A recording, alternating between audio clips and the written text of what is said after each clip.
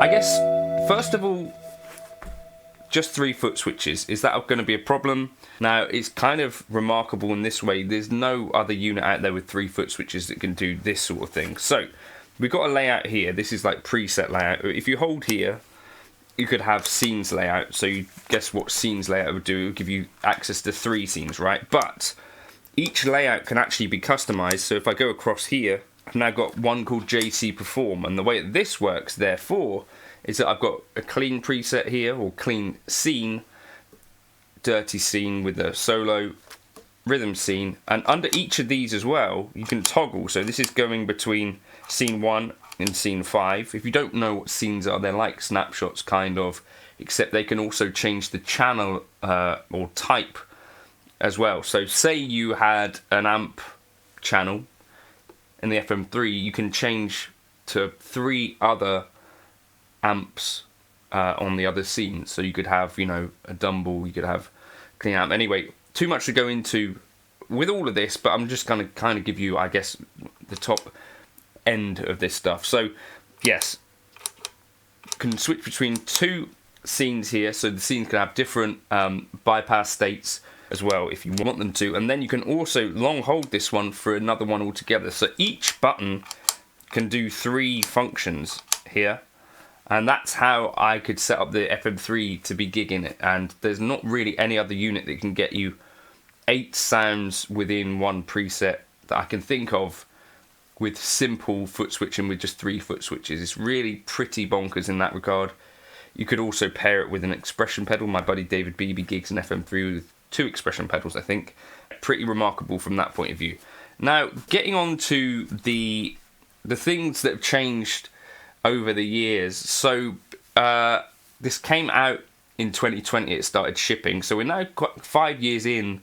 It was announced in 2019, so sort of, I guess as well, sort of 6 years in, you could think about it as. A couple of things have changed, and this is one of the really cool things about Fractal. So, first of all, there's been a few kind of changes behind the scenes to the amps. So, one of the things that I liked about Fractal is that like the amp modeling is not done when Cliff kind of has these thoughts about, it seems like he's having shower thoughts or whatever, that he can go in and tweak some of these things. And so, you know, each aspect of the amp model is getting rejigged, and because it's component based, and it means that these models are not fixed in time. And you think about pretty much every other modeling company, kind of they've made their model and it's going to stay the way it is until they make a new model. Whereas the Fractal stuff, it kind of all evolves along for the ride, and I think that's a really cool way to do things. It does have its downsides in some ways, where it's like you've got these hard soft reset things which even still to me are confusing, and it's a bit like, well, do I need to reset this? Will this update change the tones that I've got? So it's a little bit complicated in that area, but at the same time, you know, I kind of like this idea of constant progression, where it's like, well, these models here, at the time, this was the best sound that I could get out of a Vox AC15, but now in 2025, I've rejigged these bits and pieces. That's kind of like the conversation going on with Fractal. It happens across like all of their effects blocks as well. So the Reverb's got a big update too.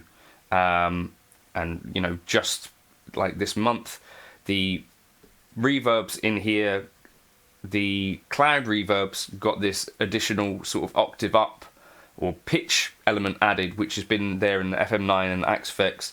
It's kind of, you never really know what to expect. Like, it's across the board that they just have so many, I think, advantages, you know, versus every other modeler.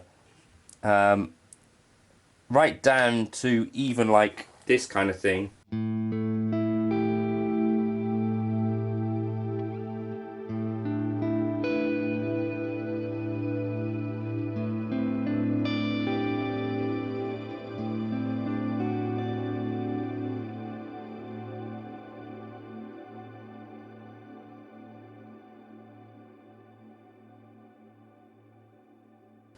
So like, this is the level of what you can do with most of these blocks. It's kind of crazy, but we're adding a pitch shift here to the reverb.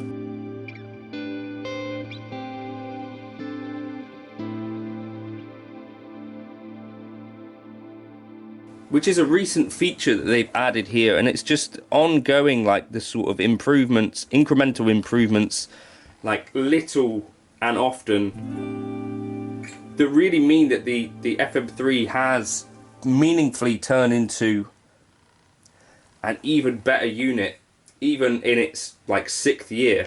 And talking about things that you're not expecting, with the Tone Master Pro, one of the big things that was going on there was this kind of seamless switching. And what's interesting is that even the FM3 with Fractal can do this.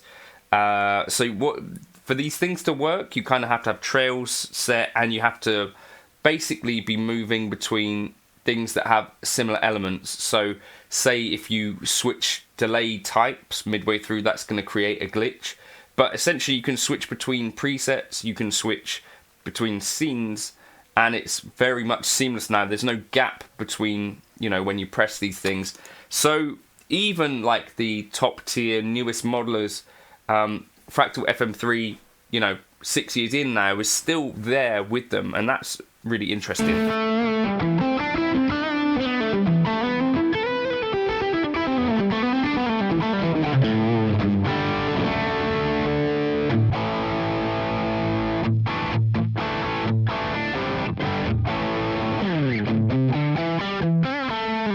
Now, areas which I kind of expected that someone would have tried to catch up here, they haven't, and they've got nowhere near. We're definitely used to the idea with Fractal that there is a quality element going on here, where for me, you know, when you just plug into just like a twin and play this, there's no other modeler which is enjoyable as this for me. It's not what I use all the time, by the way. Helix Native fits into my workflow a little bit better, so that's why I end up using Helix Native every day. The Fractal stuff is kind of, I gig it quite often, and also, you know, I make a weekly video. But honestly, when I sit down and I play the Fractal, it has closer to that load box feel than any other modeler that I played, like a real amp into a load box. It's hard to quantify, and I don't know if some of it is in my head, but I think other people might say the same. But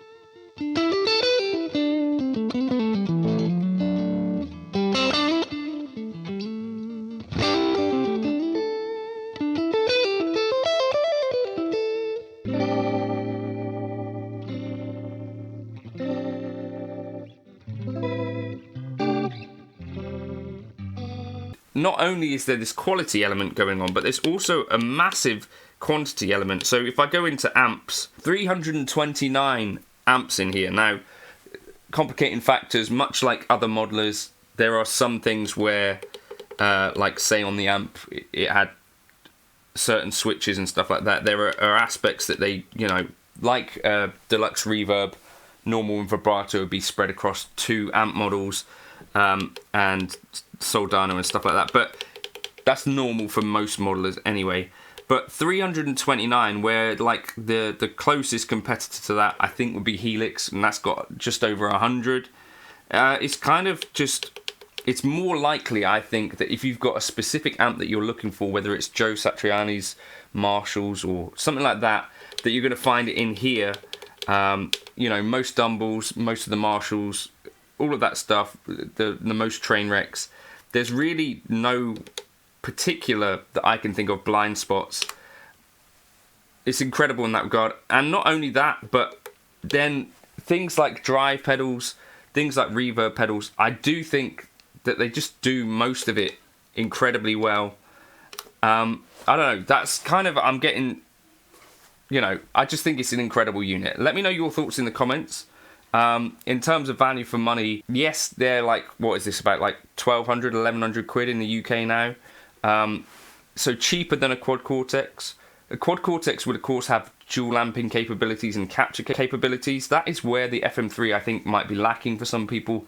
If you want to do dual amping, like 2 amps at the same time, or if you want to do this tone capture stuff. But aside from that, I think the Fractal FM3, if I was to only have one unit, I'd kind of be fairly happy for it to be this. It's so in-depth, you can tweak to your heart's delight. But not only that, I think there's this idea that you have to be tweaking. You don't.